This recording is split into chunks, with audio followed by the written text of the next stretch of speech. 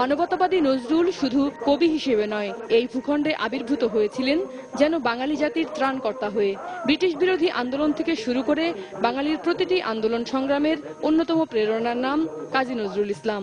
বলবীর বল উন্নত মমশির, শির নেহারি আমারি নত শির ওই শিখর হিমাদ্রির। 1899 সালে ভারতের চুরুলিয়া গ্রামে জন্ম নেয়া দুখু মিয়ার শিক্ষাজীবন পারিবারিক অভাব অনটনের কারণে বাধাগ্রস্ত হলেও দারিদ্র্যকে জয় করা নজরুল ছিলেন অপরিসীম জ্ঞানের উৎস। অন্যদিকে রবীন্দ্র সমসাময়িক যুগে জন্মেও গানের নিজস্ব বৈশিষ্ট্যে অতুলনীয় ছিলেন তিনি। সকলে এসেছিল মৃদু বাসিনী। ইসলাম ধর্মে বিশ্বাসী হলেও অসাধারণ অসাম্প্রদায়িক চেতনায় বিশ্বাসী নজরুলকে ধর্মতন্ত্রের ঠুলি কখনো অন্ধ করতে পারেনি। ধর্মকে মানবিকতার বিচারে দেখতে বারবারই আহ্বান করে গেছেন কবি। মোরা একই বৃন্তে দুটি কুসুম, হিন্দু মুসলমান। তিনি খুব সহজেই ইসলাম ধর্মের মূল জ্ঞানগুলি, বাণীগুলি আহরণ করতে পেরেছিলেন এবং তার জীবনে সেগুলি প্রয়োগ করতে পেরেছিলেন। সবাইকে সেগুলি প্রয়োগ করার জন্য তার সাহিত্যের মধ্য দিয়ে একটা আহ্বান জানিয়েছেন।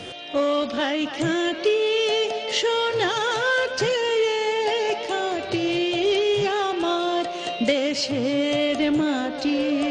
তবে দেশমাতৃকার প্রতি নজরুলের প্রচন্ড ভালোবাসা 1971-এ আমাদের মুক্তি সংগ্রামে অনুপ্রেরণা দিলেও দেশের প্রতি কবির সেই অনবদ্য টান তার মতো করে মনের গভীরে আজও ধারণ করতে পারেনি বাংলাদেশের মানুষ। নজরুল তো অসম্ভব বড় মাপের একজন লেখক ছিলেন, আর তিনি লিখেছেন কোনো ক্ষুদ্র দৃষ্টিভঙ্গি থেকে। কখনো জগৎটাকেও দেখেননি, তার দেশটাকেও দেখেননি, দেখেছেন বৃহৎ একটা দৃষ্টিভঙ্গি। তার বিদ্রোহী, অপচর্চার বিরুদ্ধে, অচলায়তনের বিরুদ্ধে বিদ্রোহী, সেই বিদ্রোহ আমাদের এখনো করতে হচ্ছে। তার বিদ্রোহী মানবতার পক্ষে অমানবিক চর্চাগুলির বিরুদ্ধে দাঁড়াচ্ছে, সেটি আমরা এখনো করছি, আগামীতেও করতে হবে। তো তার প্রাসঙ্গিকতা তো আমরা কোনো কালেই বলতে পারবো না যে শেষ হয়ে গেছে। তাই তো শুধু জন্মজয়ন্তীর আনুষ্ঠানিকতা নয়, নজরুলের লেখনী উদাহরণ হিসেবে নিয়ে একটি উচ্চ মানবিকতাবোধ সম্পন্ন জাতি হিসেবে পরিচিতির পথে এগিয়ে যেতে হবে বাঙালিকে। জাতীয় জীবনের কেন্দ্রবিন্দুতে প্রতিষ্ঠা করতে হবে আজীবন সত্য ও ন্যায়ের গান গাওয়া জাতীয় কবিকে। তুমি আমার সকাল